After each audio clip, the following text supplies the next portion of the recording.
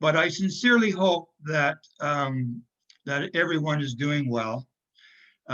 Everyone has been affected by this, and I hope that I will give you some tools today that you will be able to use, and also you'll be able to reflect on some of the things that will present here, and you'll kind of see how it all fits together. I like this particular sailboat, and I'll get to that later. But I'm going to I'm going to tell you a story.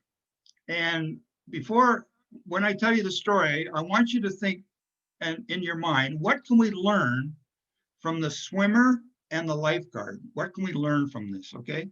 So I'm going to tell you the story. Many years ago, when I was attending BYU, the very first semester I was there, international students are only allowed to work 20 hours a week. And so I was looking for a job because I could work 20 hours a week. And I got a job at the BYU swimming pool as a lifeguard. And because I have been a lifeguard and was a lifeguard for many years, I got the job. And it was a very interesting job because they had all different kinds. I mean, there was swimming, of course, but there was people would rent the pool for a couple of hours. There was community swimming. There were people that did length swimming that would come in the morning, and these were good swimmers. We had all different kinds of abilities that were in the water. But this one particular time, I was on duty, and I was there watching these people that could swim do their lengths and do their exercise. Not very stressful by any stretch, because I remember many times in a community pool, when everybody would come, there would be kids, there would be 30, 40, 50 kids in the shallow end swimming, I mean, jumping around. And you're always worried what's going to happen. And it's a lot more stressful. This wasn't very stressful because they were all experienced swimmers. Now, as you see here, there are lanes, and you can see the marks in the pool. There's lanes. Well, usually when there's a lot of people, I usually walk around the pool. I'm constantly keeping my eyes on the bottom of the pool and on the top of the pool, of course, but I like to get a different view. So, but with these, I thought there's no problem. Now, I want you to pay particular attention to the woman in the bathing cap here that you see on the screen. And she was the farthest away from me. She was at the far side of the pool, and I was on the other side of the pool, which, as you can see, is a fair width. But again, there was no concern. And as these were swimming, and as they were finishing doing 3 miles or 2 miles or whatever their exercise they were doing, eventually these swimmers would leave and they would go shower and they would go home. I mean, it was a form of exercise. There was probably maybe 3 left in the pool, maybe 4 max. And as I was watching these swimmers, I noticed that this woman, the far lane, her hands as she was coming, instead of driving her hands into the water, they were just kind of coming in and flopping on the water. Now, I thought, I've seen swimmers do that when they get tired, and that's one of the signs. But I thought, a lot of times they get tired and they do that and then they're finished. But as I kept my eye on watching her, all of a sudden in my head, I hear this voice say, "Go." Now remember, I'm at the far side of the pool and she's on this side of the pool. You think I would have just ran around and go around, but no, I dove. And as I dove, where that ladder is to go to the other side, as my fingers hit the water, I heard her yell, "Help." And as I came under the water, I came up and she was going down. And as I came up behind her, I literally actually picked her up and just pushed her to the side, because you can see from where she was to the side of the pool is nothing. Like, so I pushed her to the side, she got her breath, and I asked her, I said, what happened? And she's, first off, she was okay, but she was going down. And she said, I hit the wall. Now, just so you know, that terminology from a swimmer's perspective and from a runner's perspective, it's literally when you exert so much physical energy that you actually collapse. And when you collapse, you collapse. However, sometimes you can get a burst of adrenaline for a short term. However, she collapsed. Okay, now I want to ask the question now. What can we learn from the story? Let's talk about from the swimmer. What can you take from the story? Please make your answers short and give me some feedback of what you could, from the swimmer's perspective, what did she do, or what should she have done, or what extract from it, and tell me. Go ahead. Sometimes we get so involved in stuff that we don't recognize far enough ahead of time when there's a problem. We just keep on going, and then all of a sudden, wham. Good. Thank you. I love it. Good one. Yes. Anybody else? There was a comment in the chat that said she asked for help. Yes, she called for help. Good one. I like that. True. Good. What else?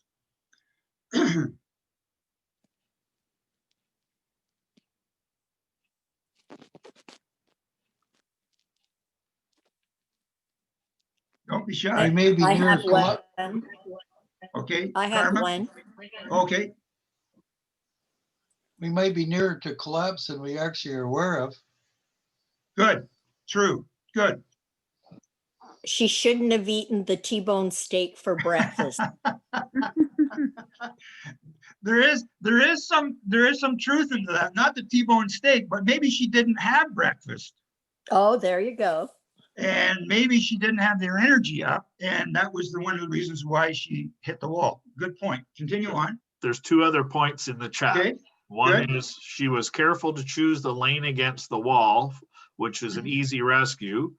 Mhm. And the other is she thought she could do it. Yes. Much easier than diving to the bottom of the pool and getting somebody. I've done that before too. Yeah. Okay. Anything else? You got to know your limitations. Yes. Excellent. You got to know your limitations. Good one. One more.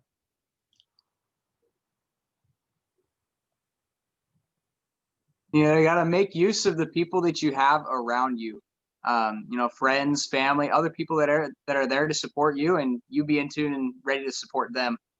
Good. I like it. All right. Now let's talk about the lifeguard. What can we learn? There was two more. There's just two more. Okay, go ahead, Dan. Yep.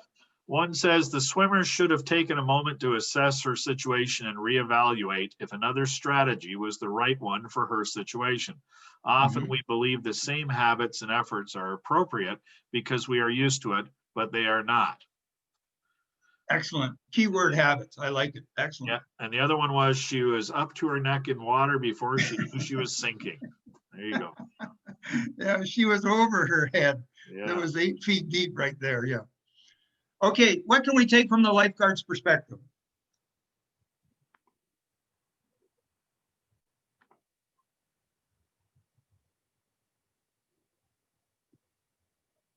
Hello. We have to Yes? be Eva. Just a sec. What was that? Okay. One in the chat says, always keep an eye on those around you. No, je peux pas. Good. Exactly. That's a good one. Another is listen to the voice and listen to that little still small voice.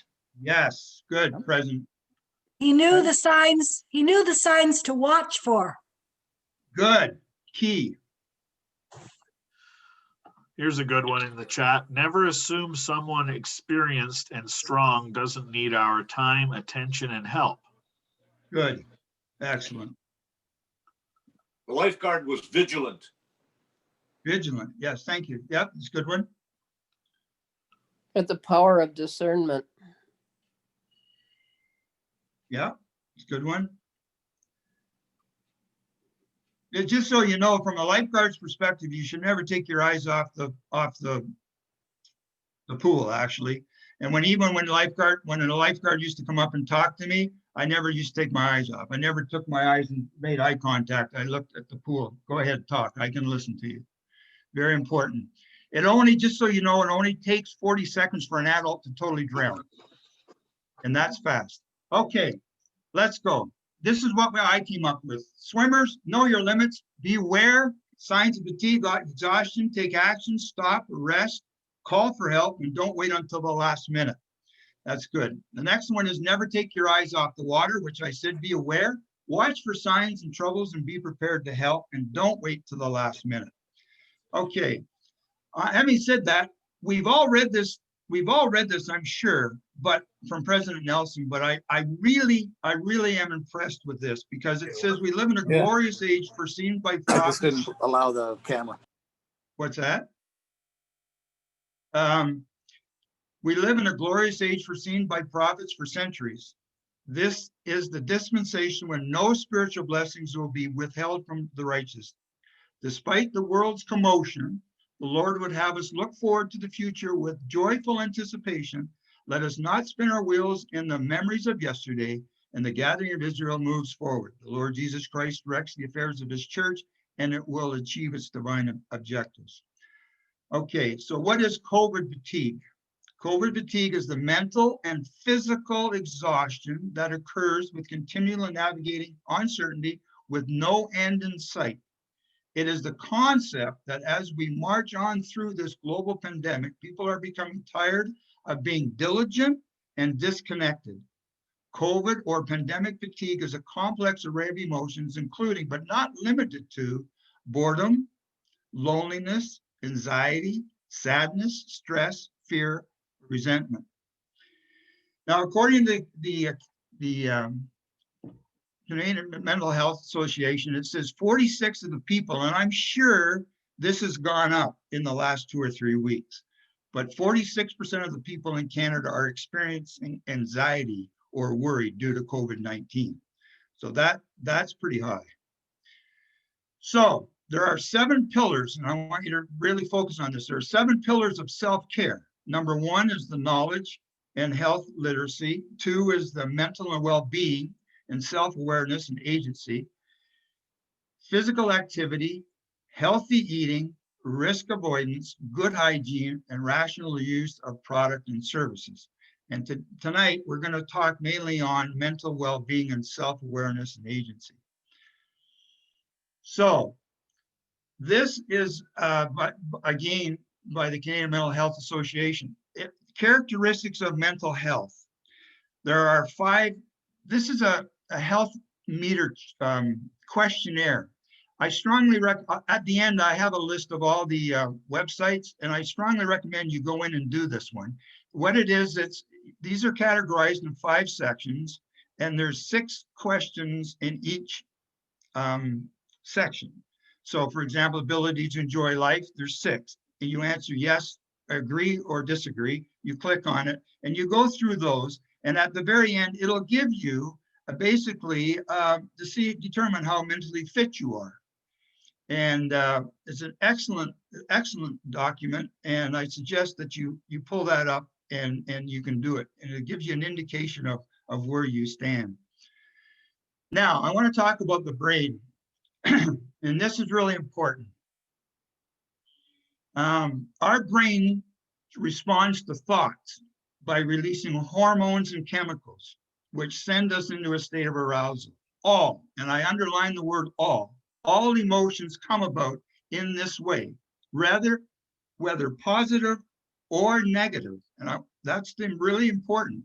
So I want you to stress that your body is constantly making hormones. Hormones or chemicals produced by different glands across your body. They travel through your bloodstream, acting as messengers and playing a part in many bodily processes. One of these important functions is help regulate your mood. Certain hormones are known to help promote positive feelings and include happiness and pleasure. So, I want to talk again about the mind, because if you understand the mind a little bit, you can understand where this is going to go. This is kind of like the foundation of this whole thing. But, and again, throughout this presentation, I refer to this. The subconscious mind and conscious mind, we all know. So the function, this is really important here. The function of the subconscious mind is to store and retrieve data. That's what your subconscious mind does. Your conscious mind commands, and your subconscious mind obeys. So your subconscious mind is an unquestioning servant that works day and night to make your behavior fits a pattern consistent with your emotionalized thoughts, hopes, and desires. Very important you understand that. So to prove that, before I show the person in bed, to prove that theory, I'm sure many times we have been talking to somebody and we've been trying to think of the person's name, and we go, oh man, what's his name? What's his name? And you can't, and you say, I can't remember. And you say, forget about it. And you literally do forget about it. You put it out of your mind, it's gone. It could literally be 2 hours, it could be 2 days, it could be whatever. And all of a sudden you could be having dinner with your wife, and you could say, it's Bill. And your wife go, Bill? What are you talking about, Bill? And you go, it's Bill. That's the name I was trying to remember. I'm sure it's happened to all of us. The reason why that works is because your conscious mind has given up on it, but your subconscious mind hasn't. And it said, you know what? You leave it with me. I'll figure it out.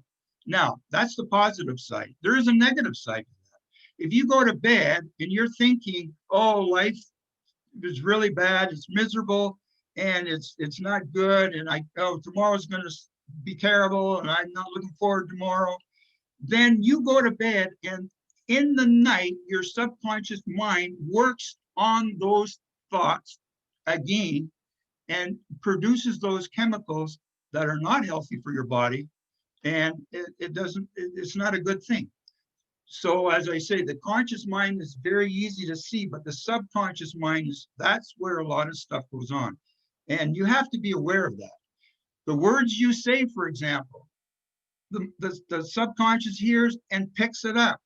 So negative talk creates negative feelings and negative chemicals in your body, which is not healthy. So it all starts now with self-awareness. Because if you're not even aware of this and you're doing this, then you wonder why things are, you've got issues. Well, self-awareness, and what is it and why is it important? And I really think this is the first step to it all. Knowing your own strengths, limitations, needs and values, skills, internal signals, etc. Those are all important. So knowing your strengths, limitations, just like the lifeguard that you said, the swimmer, know your limitations. She should have stopped when she was tired, but she didn't.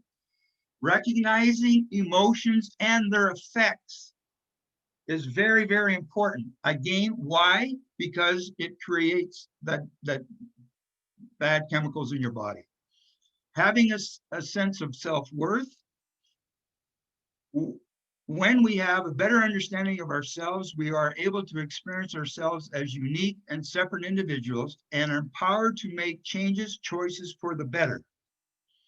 So keep calm and observe yourself. Know your tolerance level. And this is really important. This is another basic thing that people don't think about. We all know we have different people in pain tolerance. Some people have a high pain tolerance, some have a low pain tolerance. But we also, low tolerance of uncertainty will heighten your anxiety about the pandemic. No one is immune to uncertainty. Even under normal circumstances, daily life is full of uncertainty in areas such as health, relationships, employment, and finances, etc. People differ in their ability to tolerate uncertainty. Some have high tolerance, meaning they don't find novel, ambiguous, or unpredictable situations particularly distressing. Other people with low uncertainty tolerance are most comfortable with routine and order and the familiar. Their anxiety levels rise when their situations become ambiguous and unpredictable, like the circumstances that we have today. So Don't judge others based on what you can tolerate. Very important. So, is attitude a choice? Very interesting.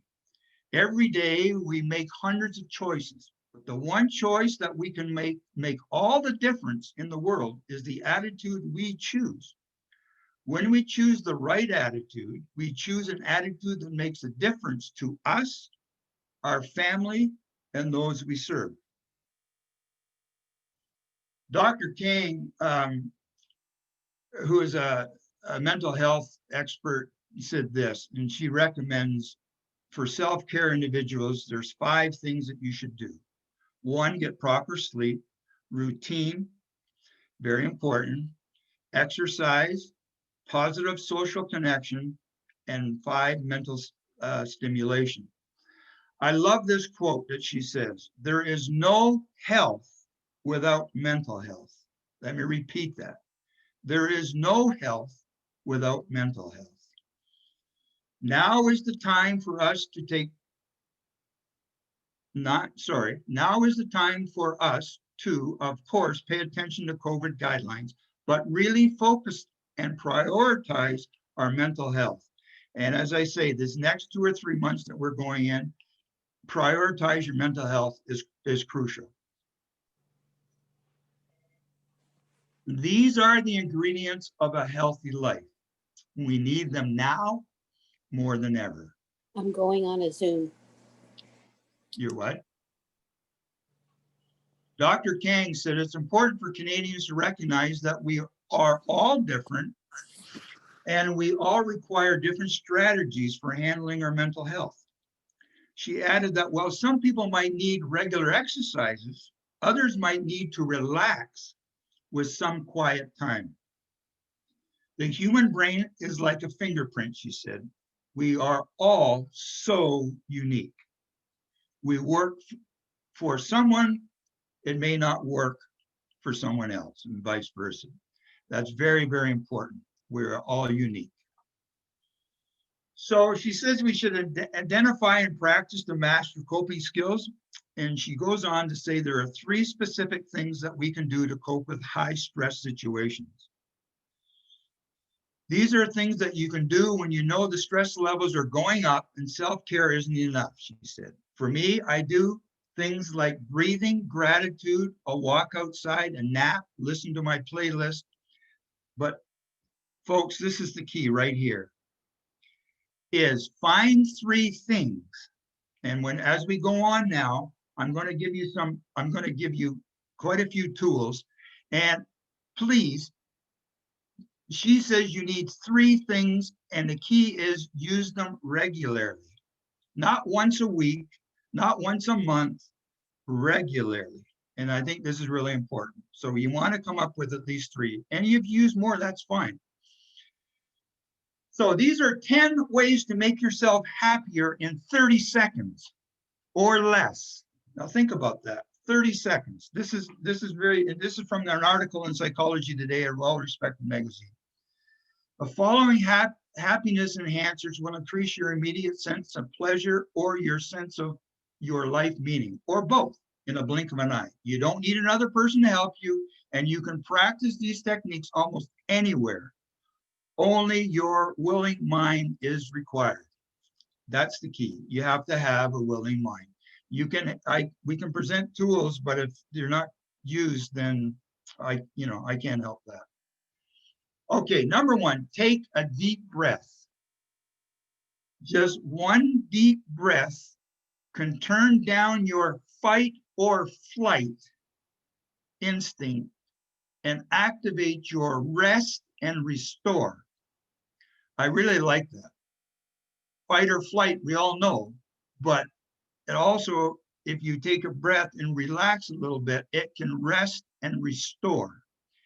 Now you've got 15 seconds more because it's, you've taken one breath, takes you 15 minutes, 15 seconds, not 15 minutes, 15 seconds to exhale, and then you can take another breath and you'll even feel more content. So that's really important. Number 2, find something in your day that triggers a feeling of gratitude. And I'll get into that a little farther about gratitude. For example, you could have had a good breakfast or you enjoyed reading the newspaper this morning. Absorb that feeling of gratitude for a few moments. Lingering on that positive experience helps embed it in your brain. That's why I used those slides at the beginning. I laid that foundation so you can see how this is all building into the importance of what we just finished talking about.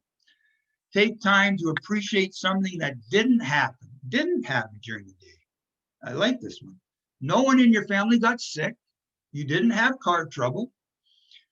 And you didn't fight with anyone. Remember to keep things in perspective. Keyword. Smile.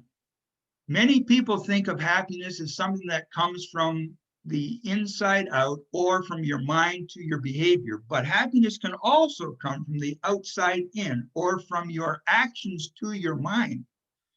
The deliberate decision to smile, for example, actually activates happiness-inducing chemicals. Actually activates happiness-inducing chemicals. Again, there we go, the chemicals, very important. In an article, you're not laughing enough. I like this. How many times do you think a child the ages of 4 and 6 laugh in a day? Think about that in your head. Get that number in your head. And when I tell you, you'll see if you're close. 300 times a day. A child at the age of 4 and 6 laugh in a day. Question is how many times does an adult laugh in a day? Think in your head. What do you think the number is? 15 to 20 times a day. Can you see a problem here? So why is laughter so important in our lives? A good, hearty laugh relieves physical tension and stress, leaving your muscles relaxed for up to 45 minutes after you laugh. 45 minutes after. Laughter decreases stress hormones and increases immune cells and infection-fighting antibodies, thus improving your resistance to disease. If that doesn't help with COVID, I don't know what would. Slap a label on your negative feelings. And this is an important one because sometimes you don't know, you just know you're agitated and you don't know why. It's important. So it can be angry, helpless, sad, or anxious. Just labeling your emotions can ease your suffering. Why? Because you're attaching the label shifts activity from the emotional part of your brain to the thinking part, making your hurt less and feel more in control. The primary benefits of labeling emotions is that we are able to prevent decision-making based on fleeting responses. If we're angry, we may think poorly and react instead of being proactive. This reaction is caused by not understanding ourselves. Number 6 is sit up straight. I know you can sit in a chair and you can slouch, and it's poor posture leads to negative emotional states. It can lead to bad mood, low self-esteem, and poor confidence. Good posture, sitting up straight, shoulders back, it can give you a sense of a positive emotional state. Do that with a deep breath and you'll feel a whole ton better. Confidence and higher self-esteem, good mood. Lift your mood, pull your body upwards. Notice the small pleasures and appreciate them. Most opportunities go for good experiences arrive with little fanfare. I like that. Most opportunities for good experiences arrive with little fanfare. You finish an email, the telephone works, you have a friend. The best results bring pleasant objectives, thoughts, and people to the foreground of your awareness. There's that key word again. Linger for 5 seconds or more on a good experience to allow it to sink into you. Your happiness level will steadily increase. 8, appreciate yourself. Think of one thing you've already accomplished and handled well today, or focus on a good quality you've demonstrated. Start a project, a phone call, or even an honest talk with a colleague that ended well. Drawing your attention again, that awareness again, to your strengths will lift your spirits. I don't care if you just changed the light bulb. I mean, if that was your goal and you did it, you did it. Again, it gives you that feeling of satisfaction that you accomplished something today. Number 9, find a positive in any negative event. If we experience a setback, can you find a rapid way to turn it into lemonade? Start by thinking about the setback as a challenge rather than a failure. That should take about 5 seconds or less. And then there was the remaining, remember, this is a 30-second quick. You have 25 more seconds to think about how you can move forward instead of thinking of, I failed, thinking as a challenge. Number 10, use your desktop photos to remind you of the purposes and pleasures in your life. A photo of your family, your travels, or a favorite saying can be put up and promote moments of happiness, taking a micro break, or enjoying a photo of a natural scene that promote a good health for lowering your stress and blood pressure, as well as happiness. To keep from getting used to a particular photo, periodically change it. And that's one thing that in doing this that I decided we need to do. We have some photos, but we've had them for like 10 years and the kids are a lot older now. And so we have to update that. Now, how can I take care? This is the church website, and the mental health LDS.org has got some excellent stuff. And I'm going to just use a few of them to show you. Mental health challenges can impact anyone, regardless of education, geography, faith, calling, or family. They are nothing to be ashamed of and should be met with love. I highly recommend this from Elder Holland, The Like on Broken Vessel. It's fantastic. Yeah, if you've read it, you know what I'm saying. It is, we all should read it. 1 in 4 people, he says, in the world will be affected by mental illness at some point in their lives. You have been blessed with the unique abilities and strength that you can use to help care for your mental health. Try a few of these ideas listed below, or think of something else that you can do regularly, again, that key word, to help you feel rejuvenated. Elder Holland says, how do you best respond when your mental or emotional challenges confront you or those you love? Above all, key word, above all, never lose faith in your Father in heaven. He loves you more than you can comprehend. As President Monson said to the Relief Society sisters so movingly last Saturday evening, this was a general conference addressed them. He said, that love never changes. It is there for you when you are sad or happy, discouraged or hopeful. God's love is there for you whether or not you feel you deserve it. It is simply always there. Never doubt that. Never harden your heart. Hope is never lost. Just on November the 20th, our prophet released a message of healing of power of gratitude, which we all have heard, which was very, very profound. In all the years I've been in the church, I've never known a prophet to go on to the world, on a YouTube to the world, and pray. I thought that was most touching. President Nelson offered a prayer of gratitude and invites people everywhere to do 2 important things to help heal a fractured relationships and communities. 1, turn social media into your own gratitude journal for the next 7 days and say a prayer of thanks. He also said this, I love this, count your blessings is far better than recounting our problems. I want to repeat that. Counting our blessings is far better than recounting our problems.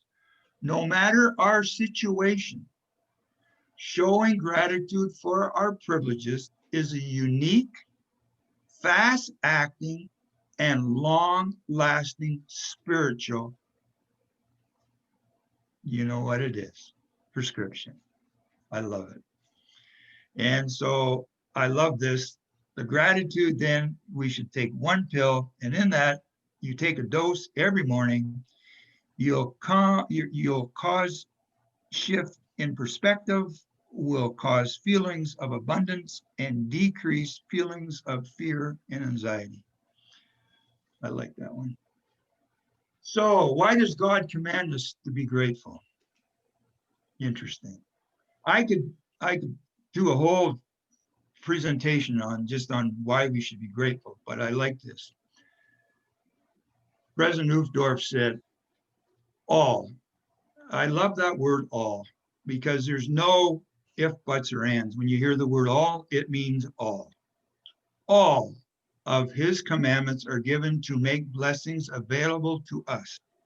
Commandments are opportunities to exercise our agency and to receive blessings. Being grateful in our circumstances is an act of faith in God. It requires that we trust God and hope for the things we may not see, but which are true. By being grateful, we follow the example of our beloved Savior who said, "Not my will, but thine be done." True gratitude is an expression of hope and testimony. It comes from the acknowledging that we do not always understand the trials of life, but trusting that one day we will. There's a lot of stuff in that, a lot of stuff in that. So, number one, be still. Set aside a time and a place to quiet your mind.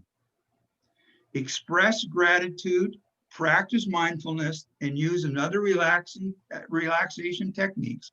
Allow your thoughts to turn to God as you give your mind and body time to relax. I love this. Be still and know that I am God. So practice the pause. When in doubt, pause. When angry, pause. When tired, pause. When stressed, pause. And when you pause, pray. Number two, build relationships. Social connections with family, friends, and others in your community can increase your happiness and physical health and may reduce the incidence of mental health challenges. Remember, it's the quality of the relationships that you have that's important, not the number. I like that. Remember, it's the quality of the relationships you have that's important, not the number. Now, I put this slide in because this really is an important slide. Dr. Marshall said this: more than 4 in 5 Canadians, that's 82.1%, indicated connecting socially with friends or family in person was a key coping strategy. That's the reason why a lot of us are having a hard time with COVID, is because if it's 82% is the main key coping strategies that we have, it's been taken away from us. We're inside. We can't see people in person. And now that we have the lockdown, it really is. So this is why it's now you hopefully you can understand why this is why it's hard on some people and really hard on some people. Canadians need to continue to find alternate coping strategies and other ways to engage with friends, families, and remotely to avoid potential spreading the virus. And again, as I said before, you can get on your phones and you can FaceTime and you can talk and there's pick up the phone and talk. it's great. And I appreciate the people that have done that in my life for sure. Number 3, find joy in each day. Seek pleasures in small and simple things by noticing the textures of flowers, no flowers right now, but the flavor of your favorite food, the beauty of a bird's song, or the energy of a pet. I put this on here about the birds. Just before Christmas, my wife, no, actually she got a gift certificate at Christmas, and we discussed what she wanted to get for her gift, and she decided she wanted to get a bird feeder.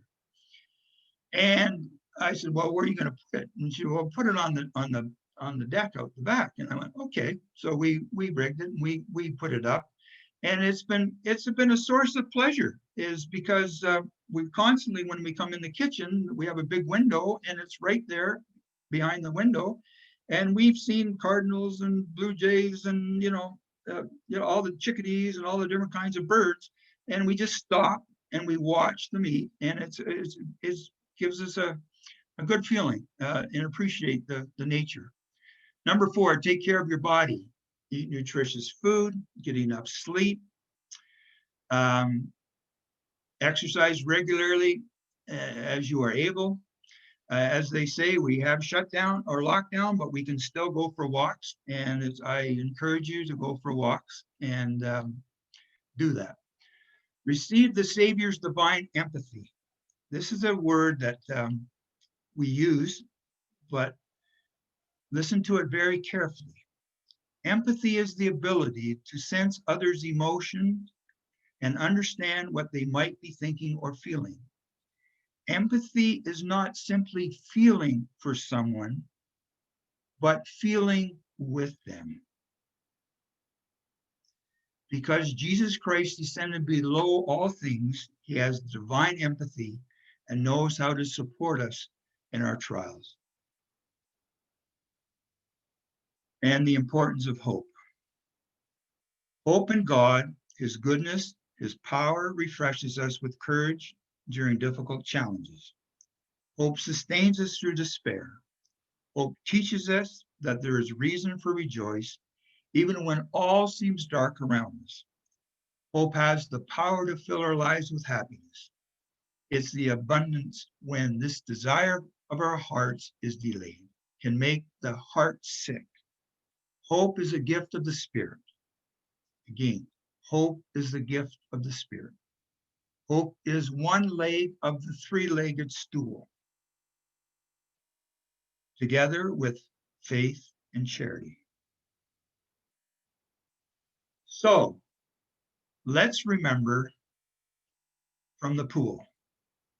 Let's stay afloat, know our limits, be aware of our limits. Make sure we are aware and the signs of fatigue and exhaustion.